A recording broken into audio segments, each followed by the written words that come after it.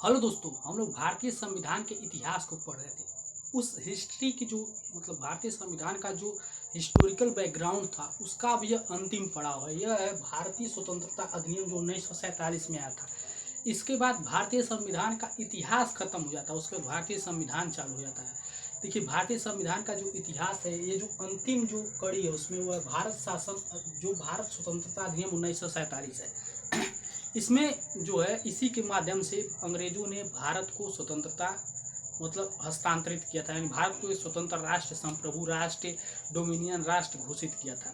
इसके पहले ऐसा उन्होंने किया कि इसके पीछे का बैकग्राउंड यही है कि 1939 में द्वितीय विश्व युद्ध चालू हो गया, जो 1945 तक चला। इसमें जो इंग्लैंड था उसका जो जितना भी सोना था वो हथियार खरीदने में और अन्य चीज़ों में ख़त्म हुआ, क्योंकि उसका जो साम्राज्य था बहुत बड़ा था, कई देशों पर वो शासन कर रहा था उस समय। तो उस समय उसकी स्थिति बहुत कमज़ोर हो गई। उसने जितना भी सोना लूटा था वो युद्ध में सब गवा चुका था, और सारा सोना जो था वो लगभग सभी देशों से किसके पास चला गया? अमेरिका के पास चला गया। अमेरिका द्वितीय विश्व युद्ध में ही सबसे बड़ी शक्ति बन करके उभरा, क्योंकि वो हथियार बहुत ज़्यादा बेचा। उसने हथियार बनाया और हथियार बना करके सबको बेचा, और द्वितीय विश्व युद्ध का समापन भी उसी ने किया था 1945 में, हिरोशिमा और नागासाकी पर जापान के बम गिरा करके।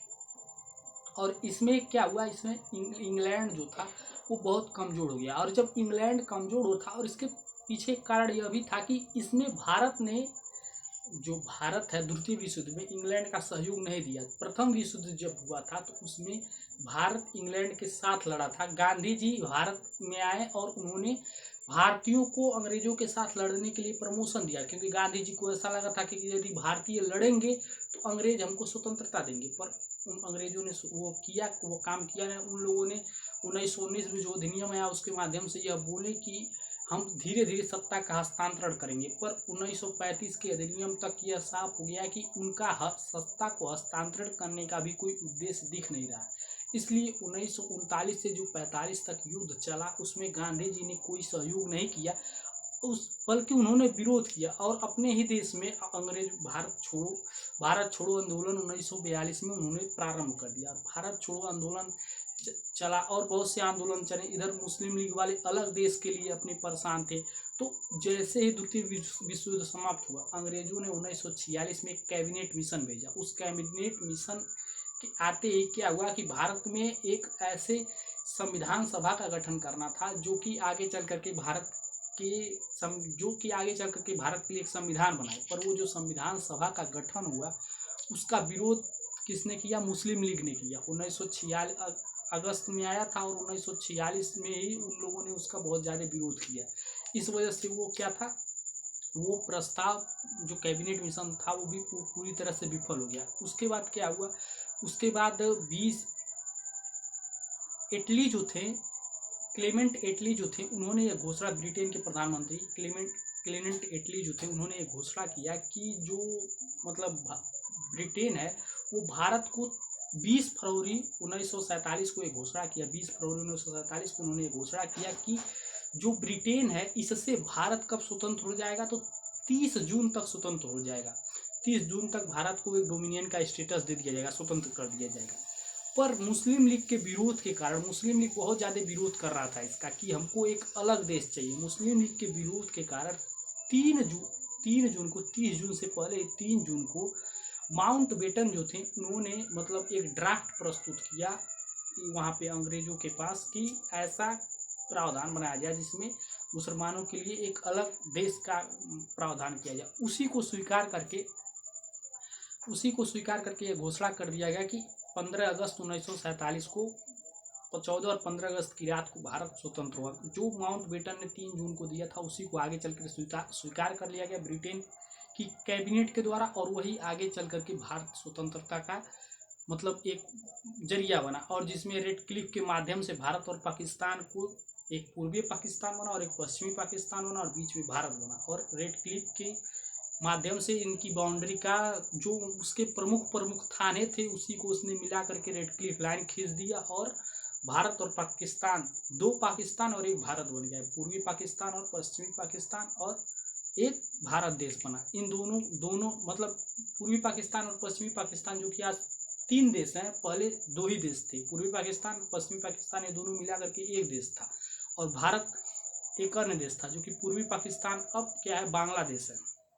तो जो पूर्वी पाकिस्तान पश्चिमी पाकिस्तान और भारत था, इस इसके लिए जो प्रावधान आए थे उसमें क्या क्या लिखा गया था, जो अधिनियम था 1947 उसमें देखिए क्या किया गया था। तो उसमें यह बोला गया था कि भारत में ब्रिटिश राज समाप्त होगा, और 15 अगस्त 1947 को भारत को स्वतंत्र और संप्रभु राष्ट्र घोषित किया गया है। मतलब अब भारत जो है वो स्वतंत्र है, और इसमें क्या हुआ, जो भारत का क्षेत्र था उसमें क्या हो गया कि इसमें भारत से अलग करके दो संप्रभु राष्ट्र बनाए गए, भारत और पाकिस्तान। पहले भारत था, अब भारत के ही क्षेत्र से एक और चीज का जन्म हुआ, पाकिस्तान का। देखिए पाकिस्तान को बनाने के पीछे मोहम्मद अली जिन्ना का हाथ था। मोहम्मद अली जिन्ना जो था वो 1913 तक क्या था, उनसे 1913 तक हिंदू मुस्लिम एकता का ब्रांड एम्बेसडर माना जाता था। सरोजिनी नायडू ने ये बोला था कि हिंदू मुस्लिम एकता का ये ब्रांड एम्बेसडर है।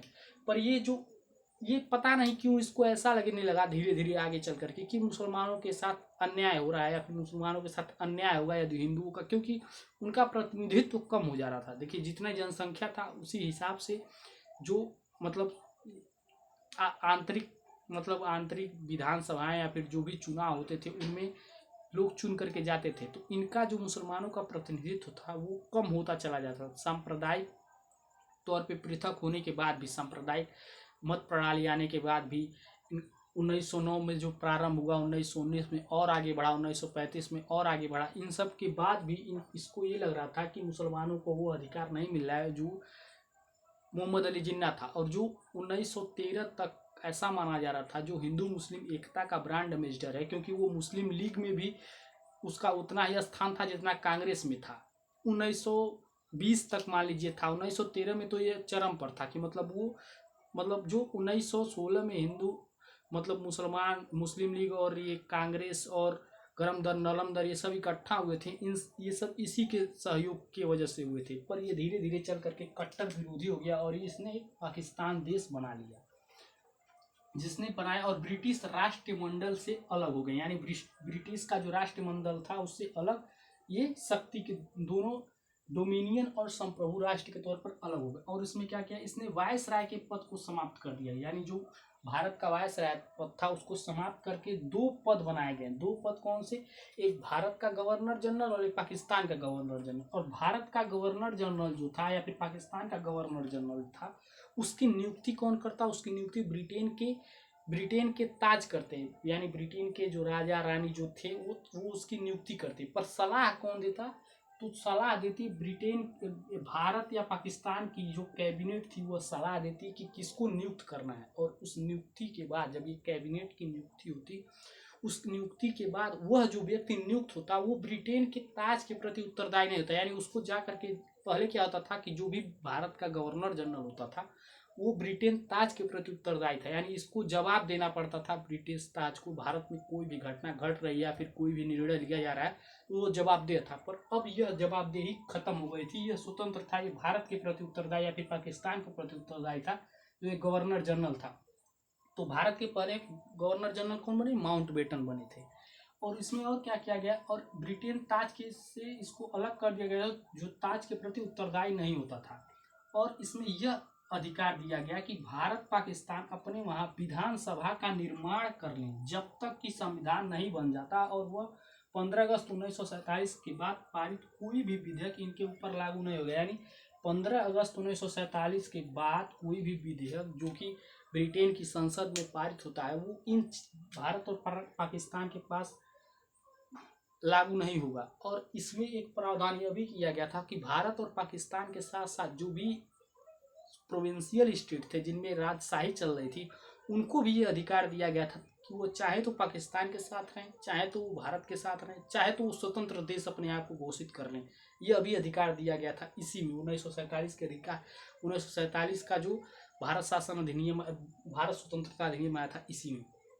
और इसमें क्या क्या गया था, इसमें ब्रिटेन में भारत सचिव का पद को समाप्त कर दिया गया, और जो इसकी शक्तियां थी वो राष्ट्रमंडल में मतलब राष्ट्रमंडल को दे दी गई कि राष्ट्रमंडल अब इसको संभालेगा।